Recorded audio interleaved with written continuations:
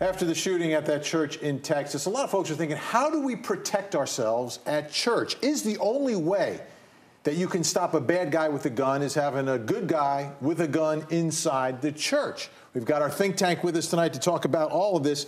I want to, back in 2014, right, and you know this very well, John, they passed the safe carry law here in Georgia, and religious leaders left and right came out against it. Were they wrong? They didn't want any guns in their churches. Well, the thing about guns in churches is churches are private property, just like a bar or a restaurant or a shopping center.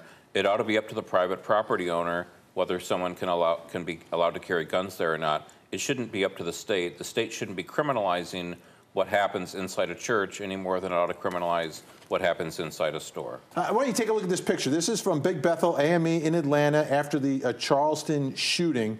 And at that point, there were actual armed guards here. That was after the Charleston shooting. But we don't see that on Sundays. I go to church on Sunday. I don't see any protection.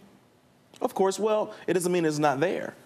Obviously, if we say an assailant comes in the door and we have armed guards or we have police officers in uniforms there, then obviously those particular assailants know where to aim the weapon and to take those individuals out.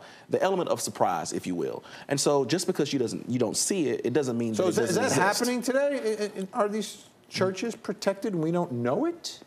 Well, I can't speak for all churches, but I do know when we have situations like what has occurred in Texas, then we learn from these situations. And pastors, many of those pastors are my friends, then what you do is you put together a plan, you put together a strategy so that you can be able to combat or respond to active shooters as they come inside of the church. I think it's one thing when you're talking about large groups of people gathering in a place and security for them, but when you're talking about churches, it becomes a theological discussion where how do you reconcile the preaching of, nonviolence, Prince of Peace, things like that? How do you reconcile the Bible and the details of that with bringing a weapon that represents sometimes violence, even though it also represents security as well? I believe that if the church is going to take upon the responsibility to make people safe within the confines of that church, then the church should have the right to be able to deem who then carries those weapons, because the last thing you want is a crossfire situation. Right. People who are not trained.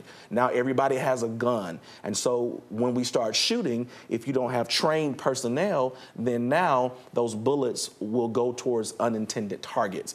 And so this way, if the church can actually plan and strategize to have individuals, whether it's training with weapons, if a church decides to go that route, then we're able now to kind of console or have a handle on who has those. I like that word, planning. John, I'll give you the final word here.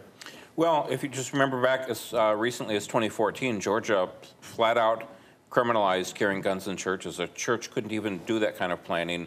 It couldn't allow people to carry guns in its own building. Now it can. Now it can. Guys, thanks so much. Really do appreciate it. And you can check out a lot more information on 11alive.com. You can get the latest on the investigation into exactly what happened in Texas and all the information associated with that.